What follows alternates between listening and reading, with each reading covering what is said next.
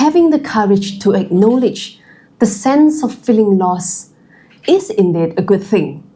The greater news is that we don't have to remain lost. Our emotions communicate with us. But how do we hear it? And how do we tap into its potential to bring us to a place of liberation? Let's explore. Welcome, dear friends, to Fully Alive with Irene. I'm a life coach who's passionate about bringing a meaningful difference to your life, drawing wisdom from my own life experience as a mother, as a wife, as a missionary, and most importantly, as the beloved daughter of God who is healing from myasthenia gravis, a chronic condition. I strive to serve you better with empowering stories as a result of practical application of scriptural principles. I pray that you are immensely blessed in this adventure together with me. Feeling lost is one of the many emotions that we experience as a human being.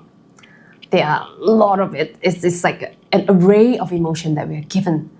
It is a gift to us to help us navigate our situations. But how so? Let's have a look at our greatest model, our Lord Jesus Christ, and looking at the shortest verse in the scripture. And Jesus wept.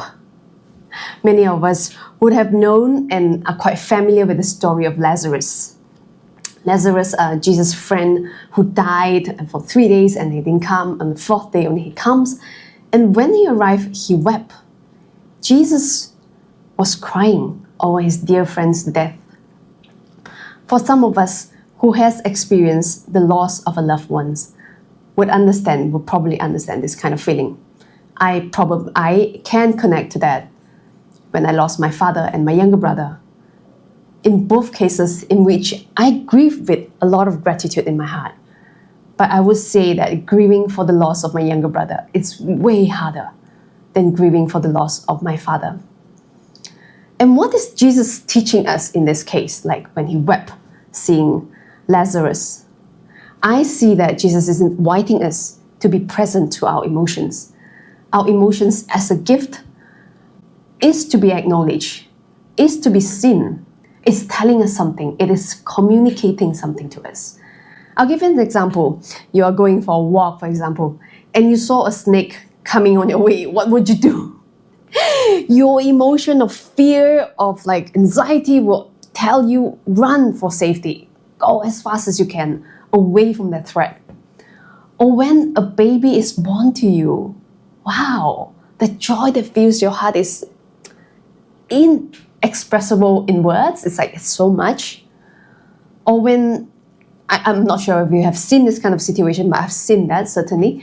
You see a group of children playing and one child came and take the pen of another child away. What happened? The child gets angry. And it is natural for us to get angry when people take things away from us. So if you're feeling lost at this moment, it is communicating something to you, something very important to you. The Catechism of the Catholic Church teach us in paragraph 1767, in themselves, passions are neither good or evil. They are morally qualified only to the extent that they effectively engage reason and will. Passions are said to be voluntary, either because they are commanded by the will or because the will does not place obstacles in their way. It belongs to the perfection of the moral or human good that the passions be governed by reason. You see, dear friends, what we do with our emotion is what counts. The action through our emotion is what counts. St. Paul also taught us in his letter to the Ephesians. He said that, be angry but do not sin. Do not let the sun go down on your anger and do not make room for the devil. This is such a good guide. But let's be honest, is it always easy? To act in a prudent manner after feeling anger, the emotion of anger, is not always easy. I know it firsthand. I have paper-thin patience, so I struggle with it. I understand that. It's not always easy. And so coming back to the feeling of loss, in some way, I would say it's safe to say that most of us has experienced it. And when I felt lost and don't know what to do, like just feeling so lost, normally what I see is that there are three types of non-prudent response from me. So we call it the 3F. You either flight, you fight, or you freeze. And this is how it looks like for me. When I flight, when I want to run away from facing my reality, what I will do is that I'll just avoid it, and procrastinate and don't look at it at all. Something that's not looked at is not real. And fighting is also quite another response, is that when I want to fight about this, I just don't want this happening. I sometimes pick a fight with my husband to give him all the reason why this thing doesn't work. I just can't do it. And freeze, I numb myself with the biggest example I'll use is that I'll numb myself with video watching, a lot of shorts watching, YouTube shorts. Just keep scrolling. But it doesn't make me feel good. Yeah, that's the thing, It's a vicious cycle. Where does it leave me when this kind of thing? And I can give you an example when it comes to scrolling nonstop with my devices. It left me restless. When I feel restless, what do? The next thing is to blame myself. Why did I do that? Yes, silly me. Why did I do that? I just wasted all this time instead of doing something well. And then when I'm restless, I don't talk nicely with my husband, fought with him, and then I lash out on my daughter. You get it. It's a vicious cycle. It doesn't stop. It's just keep on going. But what I'm very grateful about is that I have an amazing husband. He is so amazing is that he would not entertain that. He would not allow himself to be pulled down by my own restlessness, by my own disability at the moment, And what he'll do is that he'll gently encourage me to rise up. Don't stay there. There's the mud. Yeah, and I'm grateful that we also both make it a point not to be down at the same time for both of us, so that one can encourage the other up. And when we see this is a gift. And this emotion of loss is speaking to us. But how do we tap on its potential? How do we hear it? We spoke about our emotions speaking to us, communicating to us. Our sense of feeling lost is telling us something. But how do we practically hear it? What is it trying to tell us? I like to propose the first step is to be present. We need to be still. We can't run away from that sense. When we are still, that's when we can hear most. Sharing with you a story of mine back in the year 2022. Things were going on quite well for me health-wise, and I was even able to go off meds for a few months, a short period of time. It was going very well, and then came end of November. A bad flare started happening to me. It was pretty bad, and I was doing everything I could to get away from it, to get well. Well, in itself, it wasn't a bad thing, When you're sick, you want to get well. It's quite a normal human response to this kind of situation. But what I was doing is that I went overboard of it. I really didn't want to face it. I didn't want to live in that situation of having MG again. I didn't want to experience that again. I don't want that kind of life again. I don't want to have anything to do with it. But myasthenia gravis was living within my body at that time. And the more I run, the more I want to get better, the worse I became, actually. Really, the worse I became. Then one day, by the grace of God, a divine appointment, a messenger of God in the form of my dear friend, came and talked to me about my situation. She's asking how am I, she's praying for me. Yeah, she was telling me that I felt like there's something that's not incongruent. And that led to a very empowering conversation that we had. And as the conversation goes on, I started naming my fear. What are my fears in this one? And I recognized the force behind me running away from this thing. Running away from myasthenia gravis was actually fear. It was deeply rooted in fear. the fear of death. And deeper than that superficial fear of death was the fear of dying, not being known at all. And that was the power of that. When I recognized that fear, I had the power, and by the grace of God, I can flip that fear into something greater, into a higher place. This is what I was talking about, rising higher. This is how it is. And how do I do it? Is that instead of naming it as a fear, I start naming it as what it is. My desires. My desire to be known. And once I was at that place and being able to acknowledge it, I actually desire to be known in a very deep way, in an amazing way. I want to be known for who I am, for the person that I am, the warrior that I am, if we may say that, in living out joyfully while living with myasthenia gravis, a chronic illness that is potentially life-threatening. That's what I wanted to be known. And that liberation brought me so much of freedom.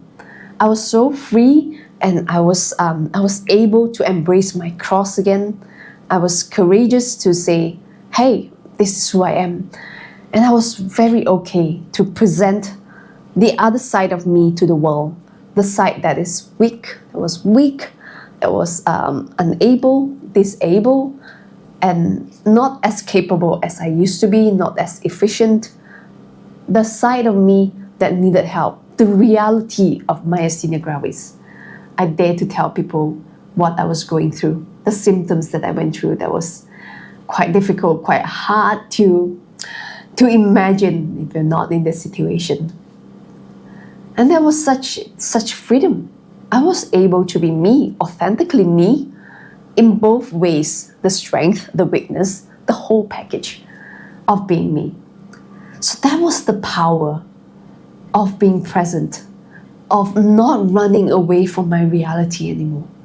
I dared to be present to what was happening to me, and that brought me to great liberation. And not only that, my body started responding, and I started to feel better after that. You may be wondering and asking, so how to be practically present? My mind is scatters things. I have so many things that's running through my mind. It's like a train going like high speed. How can I be present?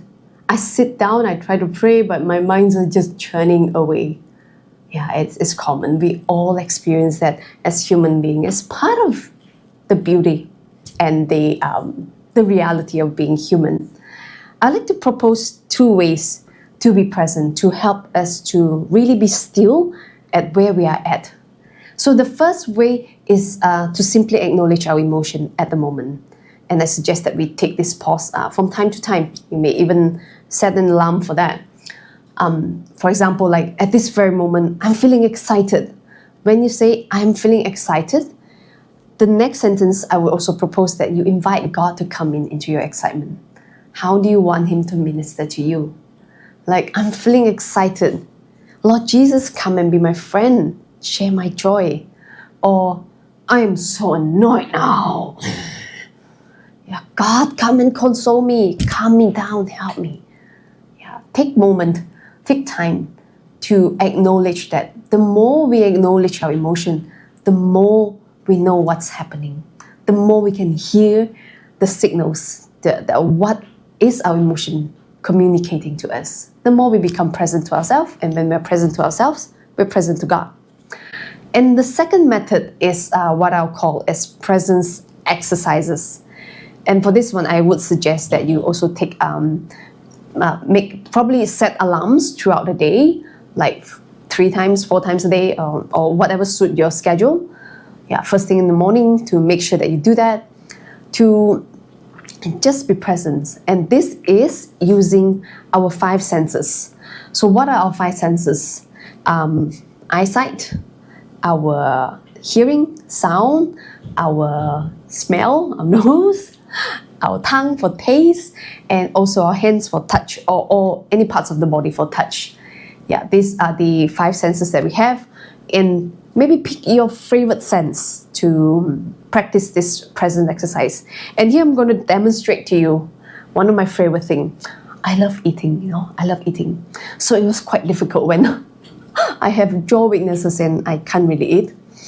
And what I'll propose is that you dedicate the first 20 seconds of your meal or your snack time or whatever is it, first 20 seconds just to be present with your whatever that you're eating, your meal.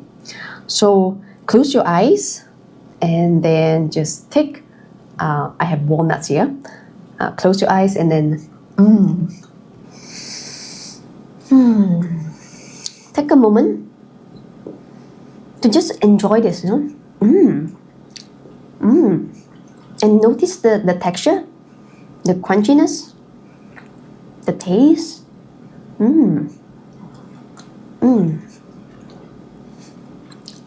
This one is crunchy. It has a sweet taste.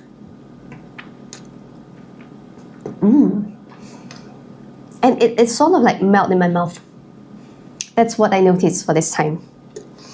What it does to you when you do that is that you focus all your attention to the sense of taste. And most of the time, your food tastes better. I take walnuts often, but there are times that I just take it mindlessly. And today it's like, whoa, it's actually sweet. It's tasty.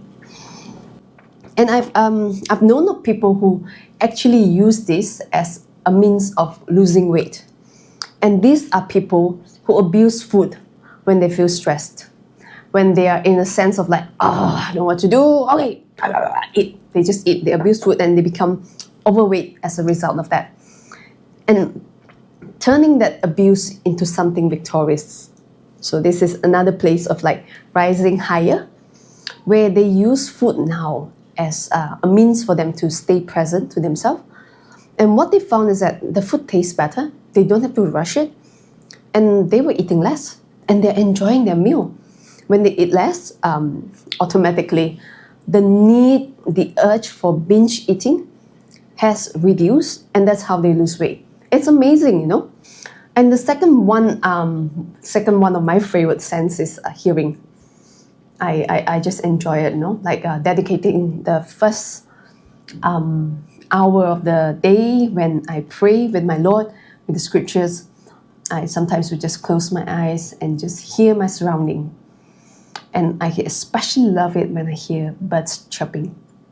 Like spending about 20 seconds or 3 to 6 breaths, focusing on one sound, and then you change 3 to 6 breaths to another sound, and just hear the sound of your surrounding.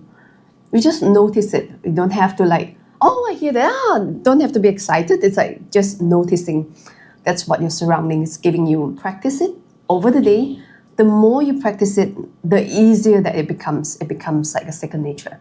And you become more present to yourself as well, and present to God in that sense. What does being present do to us? It helps us to be alive and to be calm. And that has a lot of benefit in it. When we're calm and alive, we are able to state things as they are, without the feeling, without the attachment of extreme emotions, like extremely angry, extremely sad, extremely whatever, happy, you name it. And for me personally, this feels a little bit like being in a state of holy indifference, like the Ignatian spirituality would propose. And when we are in this state, we can be sure to think more clearly. When we can state, hey, there was an accident that just happened. Okay, and then what do we do next? We are able to discern, we are able to think more clearly. However, it is also a reality that it is not always easy to DIY our way from feeling lost to liberation. I would propose and suggest that we go on this journey with somebody to accompany us. Be it a coach, a spiritual director, or a spiritual accompanier, a mentor, whatever that suits you. This is because when somebody journey alongside you, you are accountable to that person. And when you walk a journey with a companion, the likelihood of you getting to your destination is way, way better. the results is way better. You achieve your liberation way faster. Your new perspective is better. And speaking as a coach, what I'll do in that journey with you is to accompany you with new perspective through effective questioning and effective listening. I will affirm you in your journey and also celebrate with you in your progress. So if you're interested to journey with somebody and do not know where to start, do write to me and we'll see what are the possibilities that will come. Dear friends, I hope that you are inspired and I hope that you are encouraged by my sharing today. And I wish you a life in its fullness.